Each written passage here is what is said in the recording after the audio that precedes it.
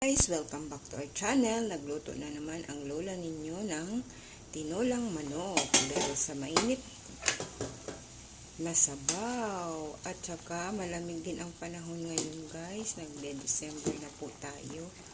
Ayan po ang lola ninyo.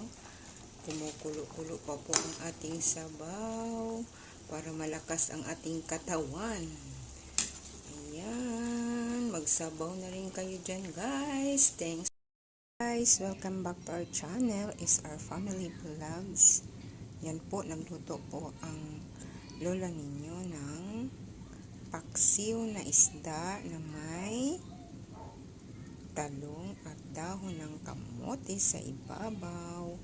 Nilagay ko lang po dito ay sibuyas, bawang at saka luya.